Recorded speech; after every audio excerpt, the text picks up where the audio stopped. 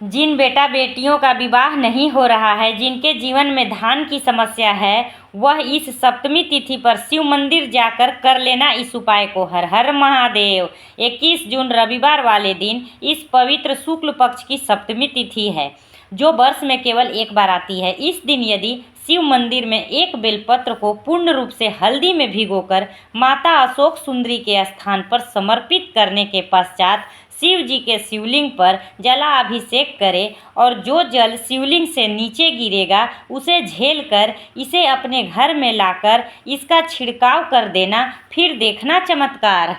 21 जून रविवार के शुक्ल पक्ष की सप्तमी तिथि पड़ रही है। जो लोग कहते हैं कि विवाह का समस्या है, बेटा बेटियों का विवाह नहीं हो रहा हो, धन की कमी हो, पैसा हाथ में आने से ही चला जाता है, कुछ काम नहीं हो रहा हो, तो 11 काले तिल के दाने आज प्रदोष काल के समय लेकर शिव मंदिर पहुँचे। हो सके तो एक दीपक इन सामग्री को लेकर शिव मंदिर पहुँचे। सबसे पहले शिव जी को प्रणाम विधि करें। अब सबसे पहले काले तिल के दाने शिव जी की शिवलिंग में जो माता हस्त कमल है वहाँ पर सप्तमी तिथि की कामना करते हुए अपनी मनोकामना बोलते हुए समर्पित कर दें।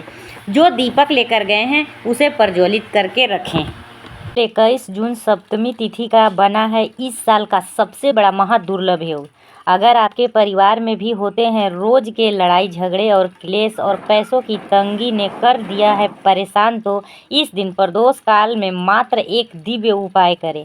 मात्र 48 घंटे में आपकी परेशानी का होगा समाधान। उपाय: आखा चावल और एक लौंग लें और अपनी समस्या बोलते बोलते शिव मंदिर जाकर उन्हें शिवलिंग पर रखाएं और भोलेनाथ से बोले, हे शंभुनाथ, अब तू ही संभाल मेरे जीवन को। 21 जून रविवार को सप्तमी तिथि पड़ रही है। कल जरूर करना यह उपाय। शिवलिंग पर 108 चावल के दाने और 1 लोटा काली तिल वाला जल अर्पित कर देना और शिवलिंग के सामने अपनी मनोकामना करके एक दीपक जला देना। धन धान्य में वृद्धि होगी, सभी इच्छा पूरी होगी।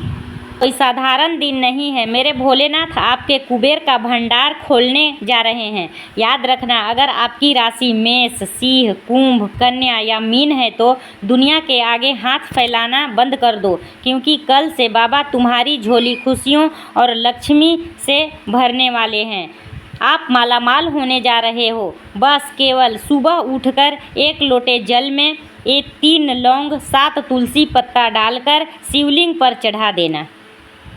25 जून 2026 को है साल का सबसे बड़ा व्रत अर्थात निर्जला एकादशी व्रत।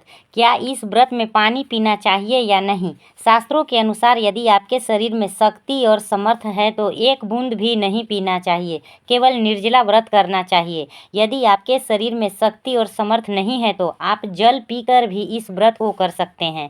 लेकिन एक बात का विशेष स्मरण रखें, इस दिन मिट्टी के घड़े में मीठा जल भरकर भगवान श्री कृष्ण के मंदिर में यदि आप दान करेंगे तो आपका निर्जला एकादशी का व्रत भी संपूर्ण माना जाएगा और भगवान की कृपा से आपके घर में सुख, समृद्धि, शांति बनी रहेगी और महापुण्य की प्राप्ति हो। इस जानकारी को आगे पहुंचाइए। जय श्री कृष्ण।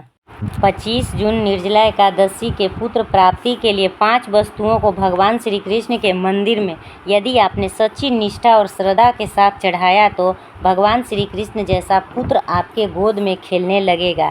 इसलिए सबसे पहले भगवान श्री कृष्ण के मंदिर में मिट्टी के घड़े में मीठा जल भरकर दान करें। दूसरा है हाथ से बनी हुई बांस की पंखें चढ़ाएं। तीसरा है तुलसी के 11 पत्ते को ओम नमो भगवते वासुदेवाय मंत्र बोलकर भगवान श्री कृष्ण के चरणों में चढ़ाएं।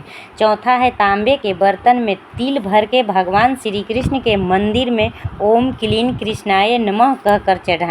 खरबूजे का फल, तरबूजे का फल, आम, लीची और केले 5 फलों का ओम क्लीं कृष्णाय नमः कहकर चढ़ाएं और श्रद्धा के साथ में निर्जला एकादशी व्रत करोगे तो भगवान की कृपा आपके ऊपर अवश्य होगी, पुत्र की प्राप्ति होगी। जय श्री कृष्ण।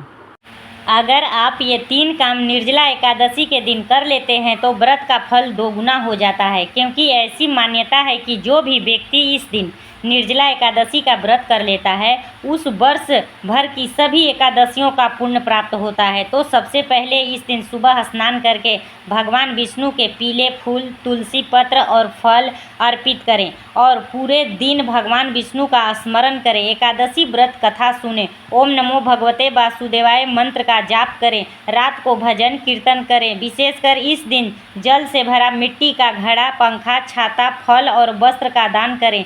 ये बहुत शुभ माना जाता है। भूल कर भी इस दिन क्रोध, झूठ और बुरे विचारों को मन में न लाएं। विष्णु के सभी भक्त कमेंट में ओम नमो भगवते वासुदेवाय जरूर लिखें।